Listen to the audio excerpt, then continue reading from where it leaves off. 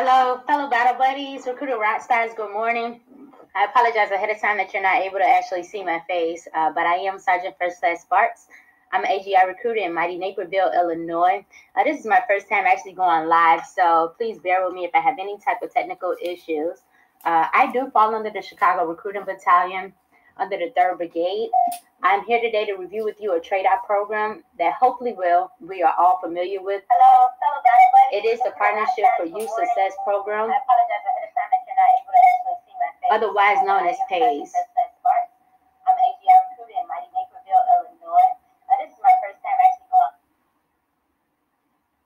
Before I begin, I'll give you a rundown of my military career. I joined the regular Army in 2005 as a 42 Alpha Human Resource Specialist.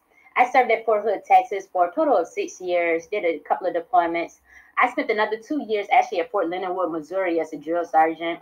After about 9 years of active duty, I decided to transition into the Army Reserve as an instructor.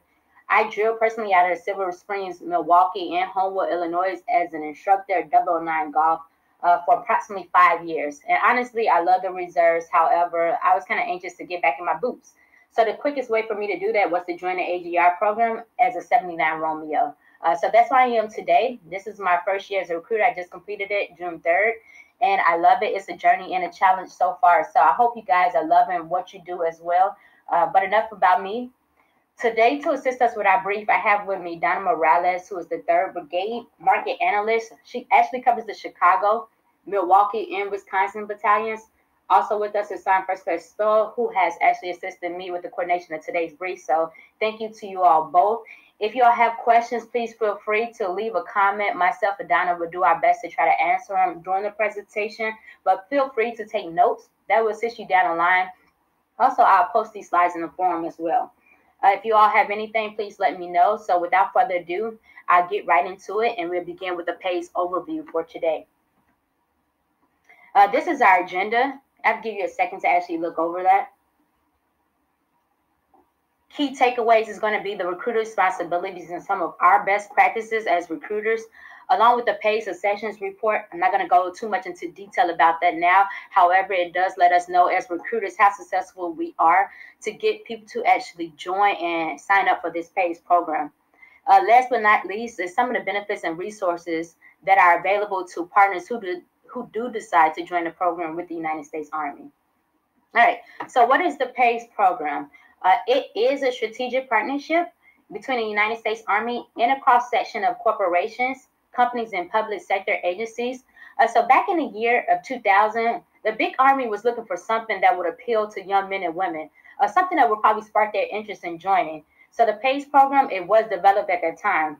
Initially, the program was only offered to enlisted applicants at the time of their job reservations. However, in 2008, ROTC cadets, they were allowed to sign up for the program as well.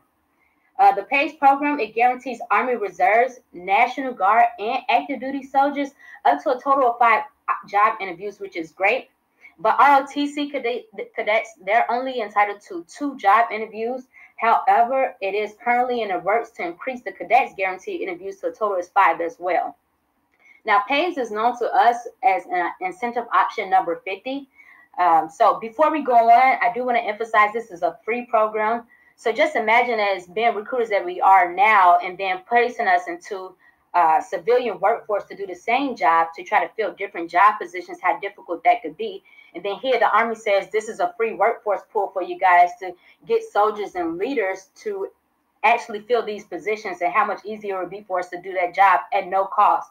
So this is a free, again, workforce pool of soldiers, leaders who are experienced and disciplined, ready and available to interview with different companies and corporations at no cost to those who do decide to partner with us.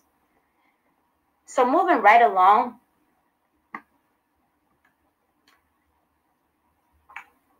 this slide, it actually talks about some of our current partners. There's over a total of 900 partners who participate in the PaYS program currently. They range from Fortune 500 companies such as Tesla Motors and Amazon, all the way to healthcare fields, down to city and state departments. So it's a bit of a diversity with these PaYS partners that we have in the United States Army. These are some examples of a few, so I'll give you a moment to review that. In our next slide, I'm actually going to show you how you can pull a list of the 900 plus participants by visiting a PaYS website. So we'll move on and I'll show you that. Now, this is the PaYS website. It is www.armypays.com. So please do me a favor, save it to your favorites. You know, right up under Future Soldier, Live Scan, MEPS Tracker, Recruiter Toolbox, all those favorites that you already have stored in your browser. Please go ahead, store this one for future use. Again, it's www.armypays.com.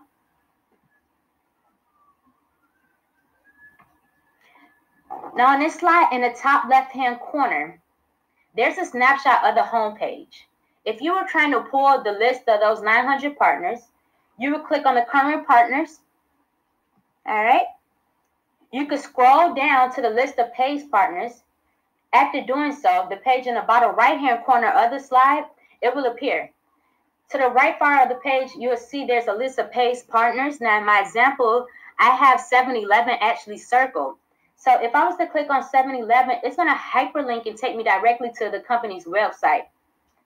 Now, in the middle of the page, you see where it says click here, where I have circled. If you click on that, you can download a PDF version to your laptop for future use, just in case you wanted to go over that with an applicant at the time of the interview.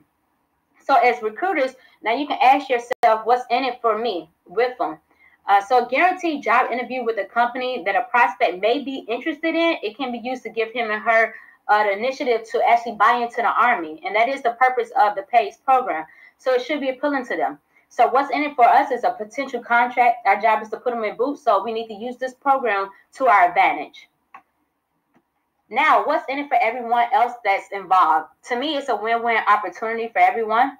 PaYS partners, they benefit from the steady stream of quality candidates with leadership, maturity, and technical experience. This is what I talked about on slide 2. Imagine being part of a large corporation with a lot of employees, and it's a high turnover rate. How demanding it can be to fill job positions to keep a business going. So the Army helps them by providing another work pool full of prospects once they have agreed to join the PaYS program. Now, second, of course, the soldier benefit because they have a long-term plan, something to fall back on after their first term of service.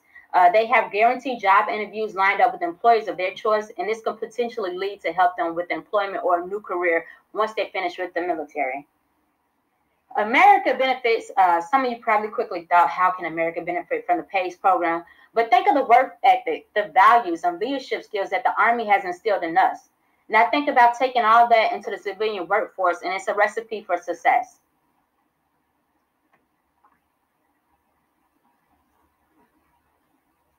Now these are the qualifications for the PaYS program, for one to actually join and then to remain a part of the program. I'll give you a moment to look over this slide. However, there is a statement of understanding that the future soldiers and cadets receive at MEPS. It outlines all the criteria that on the slides and qualifications that they must meet in order to remain eligible for the PaYS program. And I'll actually review that with you shortly. The most important takeaway from this slide is service members, they must meet all job requirements and graduate. ROTC cadets, they must receive their commission and complete their 4-year degree. And all service members must receive an honorable discharge to remain qualified for the program. So if they get out with anything other than honorable discharge or general discharge, for example, then they are no longer qualified to participate in the actual PaYS program. Now moving along to slide 9, this is the actual soldier, the cycle of availability. This is in regards to when the service member will be available to actually interview with the companies that they signed up with through the program. That interview can be done via Zoom, phone, or in person, whatever is agreed upon between the service member and the actual partner. So for regular Army, to the far left-hand side, you'll see after their first term of service, they're actually available to do their job interview with the partner. Now, if you ask yourself, what if they re-enlist? This is the answer to that. The PaYS program only guarantees job interviews after the service member's first term. So only after their first enlistment are they eligible for the PaYS program. Now to the far right-hand side of it, you see it says Army Reserves, Army National Guard, and soldiers. As recruiters, we are aware of their training path. They go home to basic combat training, AIT job training, and then they return home. Therefore, they are available at the end of their initial entry training to actually sit down and do a job interview. Last but not least, in the middle, we have our ROTC cadets. Now, they are available, and we know that it's a combination of both for ROTC cadets, so their availability is a little bit different. Cadets can commission and assess directly into the reserves or active component. So, if they enter in the reserve, they are available upon completing their degree in BOLIC, which is Basic Officers Leaders Course. Now, if they're regular Army, the officer will be available to actually do their interview after their first term of service as well. Now, this is why it is very important for service members to contact their partners as soon as possible prior to training to establish some sort of rapport and relationship with them and let them know when they can expect to return home for their job interviews. This next slide is going to be our main topic of a discussion, which is the responsibilities as recruiters to support the PaYS program. Now, I'll be honest with you because this is an open forum. As a new recruiter sitting down with an applicant, at the time of me making a reservation, PaYS was kind of like not that important to me. It was a check the block thing. And I admit to that because I'm being honest, and it shouldn't have been. At the time, I didn't know how to explain the benefits of the entire program. So I can't even say for sure whether or not if all my future soldiers signed up for PaYS.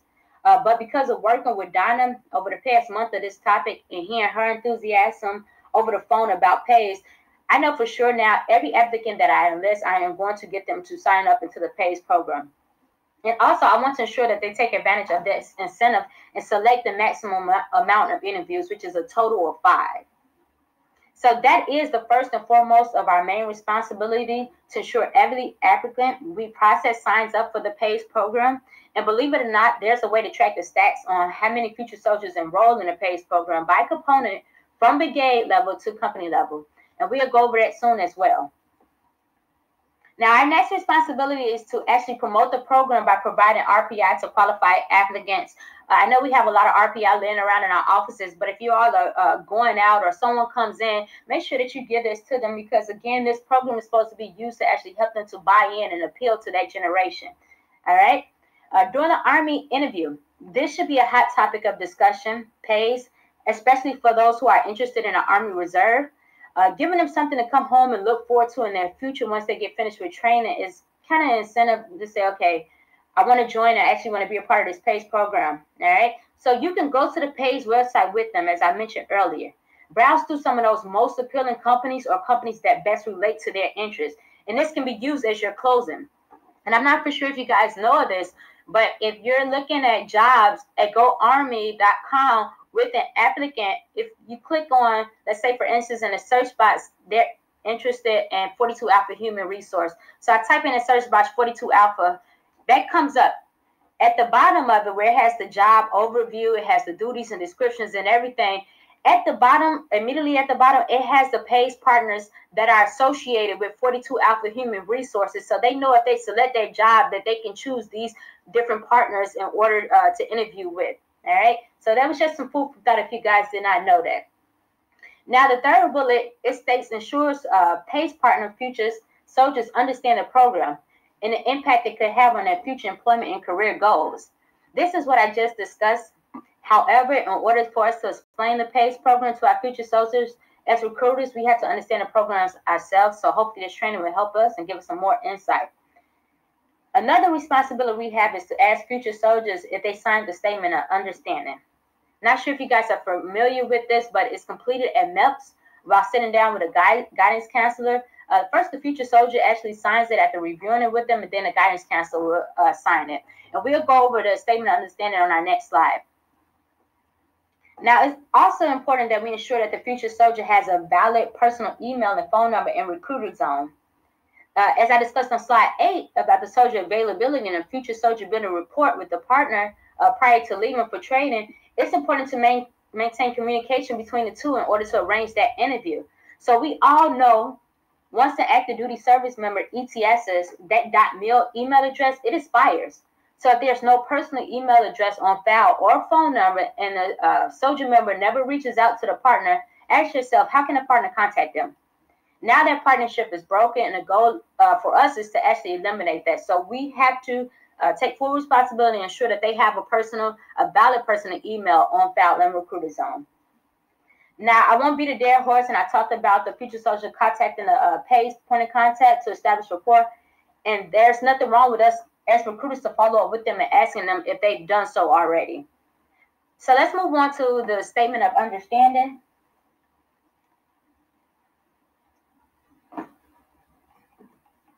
This is just an example that I had. I actually pulled this out of Recruiter Zone.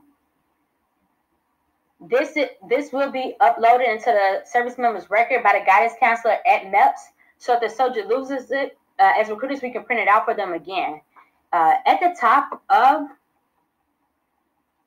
the statement of understanding, as you all can see, it just has the personal information, the name, and the PRID.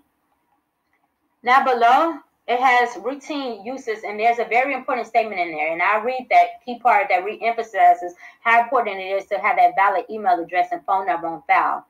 The second sentence here, it states, PaYS employees are authorized by the statement of understanding to obtain PaYS enlisted's name, phone number, and email address to facilitate contact with the applicant. There's a list of reports that partners have access to with this information. So not to jump up ahead, but we'll review that shortly. So again, we have to ensure that they have a valid email address on file and a phone number. That way that the partner can actually reach out to that soldier.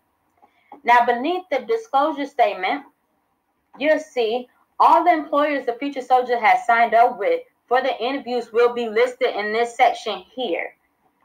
With my example, the future soldier only signed up for one company. However, if they were 5 interviews that were selected at the time of the reservation, all 5 companies will appear on that statement of understanding. Now, skipping down to section 5. On the statement of understanding, we have the partner point of contact information. It lists the organization, the name, the title, the address, email, phone number, job location, and so forth. That way, the future soldier can use the information to reach out to the point of contact right away. Number 6 of the statement of understanding, it has the PaYS soldiers, in order to remain eligible for the program, it has the requirements that they must meet. And that's what we talked about earlier. And it says again that they must receive an honorable discharge and be awarded the MOS associated with the PaYS job selection and so forth. Now at the bottom, last, the future soldier is agreeing that he or she has a full understanding of the PaYS program and requirements that they must meet. Again, this can be found in the scan upload documents in the future soldier's record and Recruiter Zone. So if they lose it, we as recruiters can print it out for them again. Now here I am on slide 13. These are the best practices for recruiters. Remember for us to incorporate the Army PaYS program into our message to appeal to our audience, okay? This is one that is very important. When an applicant signs up for PaYS, they are actually assigned a PaYS ID and can only sign up at the time of the reservation is completed. So even if an applicant says no, they're not interested in any interviews at the time, ensure they take advantage of the PaYS program when they sign up. Do one company at least. That way they are assigned a PaYS ID. So just in case they change their minds down the line, that way they are already able to be enrolled in PaYS and they're in the system. But once they say no and fail to sign up, there's no turning back unless that reservation is canceled. And we know how difficult it is to do a cancellation of a job reservation and then trying to go back in and get that same job for the applicant. It's pretty hard. So just get them to sign up at the time that they're actually doing that reservation. That way they're already in the system for you. Now, also it says here, for us to actually, identify potential PaYS partners in our local communities. So if you're one of those people who like to talk and you can, network with different people, but when you're out there, do some prospecting to say, okay, hey, this person looks like a potential partner and can benefit from the program, all right? So you can try to find people who are interested or companies that are interested to partner with us within our local communities, all right? It says recruiters go and meet PaYS point of contacts. This is a networking opportunity as well. Also invite PaYS point of contacts to participate in all battalion and company level functions. So if we're doing something at our office, I know in Naperville, we can invite people to come in and say, okay, this is to give them a bigger picture of how the Army actually works. Then don't be afraid to say, okay, I know that you're a PaYS partner, come in and do this at the battalion, company level, or station level. And last but not least, educate your TPU units on the PaYS program. That way, when a soldier arrives to their unit and they are already in a system part of the program, that person at the TPU unit can actually say, hey, have you contacted and reached out to your partners to arrange your interview? So it's last but not least to try to get them to stay committed to the program and the continuity of the PaYS program. And as always, if you have questions about the PaYS, you can contact your brigade PaYS representatives with any questions and concerns. And actually, at the end of this presentation, on the last slide, it has a list of all of the brigade market analysts. That way that you can contact them if you have any questions. So I'll move right along to slide 14. This is what I talked about as far as the PaYS accessions report. This is the statistical data of how many future soldiers enrolled in the PaYS program by component from brigade level to company level. Now, this cannot be tracked all the way down to the station level, but it is good for the company level. We can see and assess where we're doing. This report is as of April 28, 2020, so not too much of outdated, but it's a little old. So if you can follow along with me, I'll draw your attention to actually 6th Brigade because they are leading the way with signing up applicants into the PaYS program. And this is, again, this report is about a couple of months old, all right? So some of the numbers have changed. Now, with this report, you can see out of 5,094 regular Army future soldiers who actually committed and joined the Army, only 1,200 of them were enrolled into the PaYS program, which makes 6th Brigade 23.6% effective with the regular Army. Now, if you move over to the Army Reserves, they're 42.3% effective, which is very great, good. And then for a combined total, they are 28.4% effective with having people to actually enroll into the PaYS program. And we want to be at the 30% threshold. So if you see as a total for USAREC, we're only at 22.7% effective. So we have some room for improvement. So brainstorm and jot down some ideas of why you think our numbers are so low and what can we do on our end to improve our percent effectives for our companies and for our stations. And keep in mind, this information can be tracked down to the company level as well. This report is provided to the brigades from the brigade market analyst. And Donna, she's the one who actually helped me out with this one.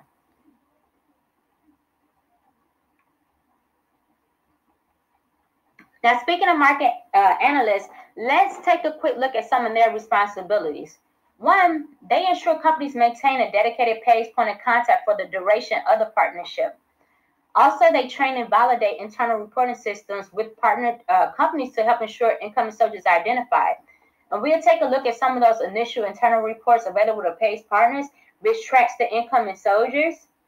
Next, they have a responsibility to actually match job descriptions with the MOS that best fits the needs of the partner.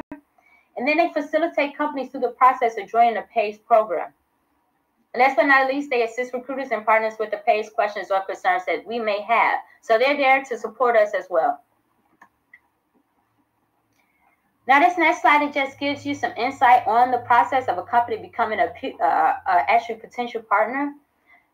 The top 5 boxes represent how a company may be nominated. It is a fairly simple process. After the nomination, a bit of a background check on the company and some paperwork has to be completed. But at the end of the day, General Move, Major General Move, he is the final approval authority on whether or not a company will be permitted to participate in a PaYS program. Give you a time to just look at this.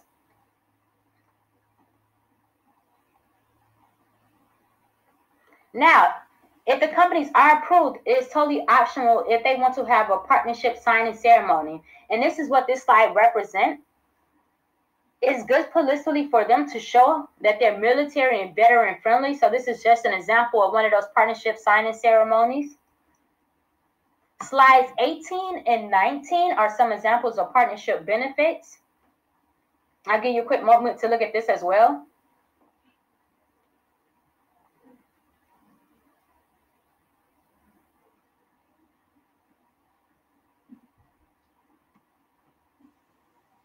And these are just some of our assets that we have. So I know in Naperville, there's an Indian Day Parade, which is huge in the city. So we use some of our Army assets to participate and promote the Army for the parade each year.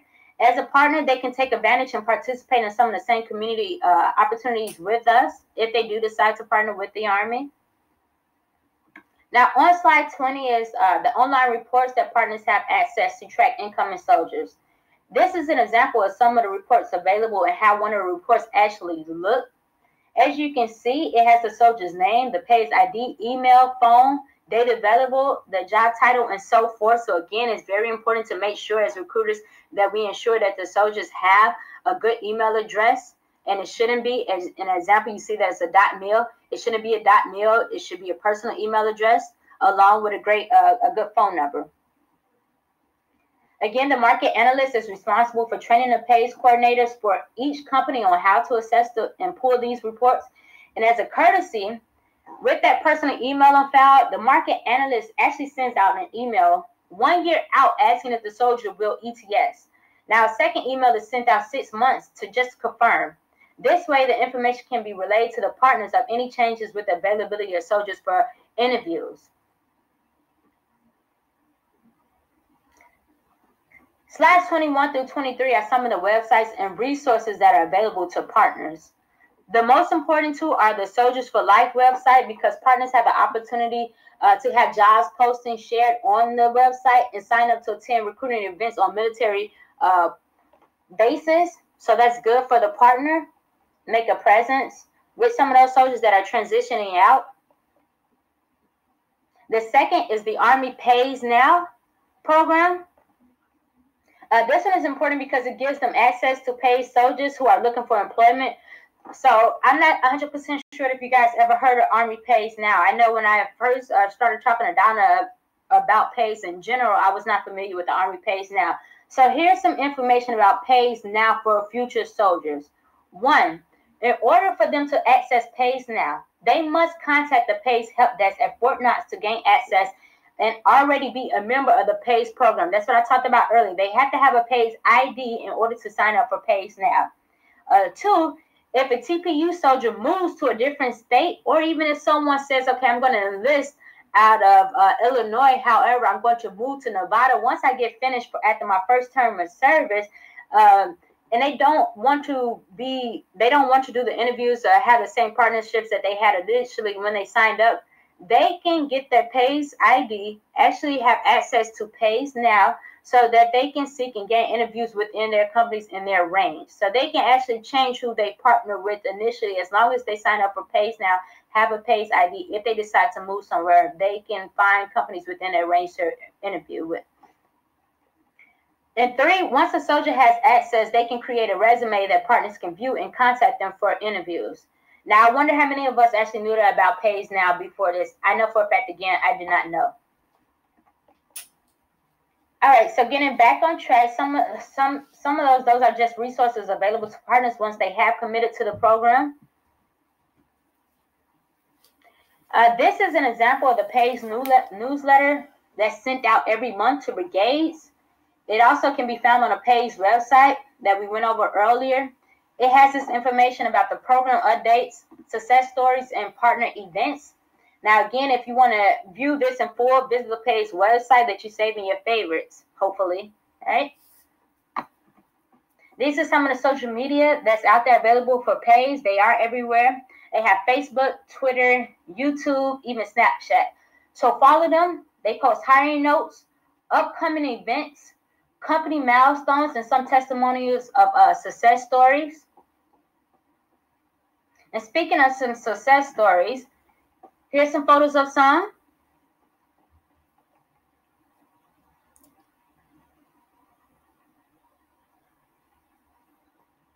Alrighty, and last but not least, this is the PaYS organization chart. So you can reach out to your respective market analyst for your brigade if you have questions. And at the bottom is the number to the PaYS help desk of service members that's trying to get assistance to access the PaYS website. Again, they just need to contact the help desk if they're trying to get into PaYS now, and they will be able to get access. They will be able to get like a password username to actually access PaYS now. If you have any questions, please feel free to contact your brigade market analyst. Also, you can leave any type of questions in the comments, and I will try to answer them to the best of my knowledge, along with Donna as well. But I appreciate your time. Thanks for tuning in, and I hope that you all have a great recruiting day. Take care.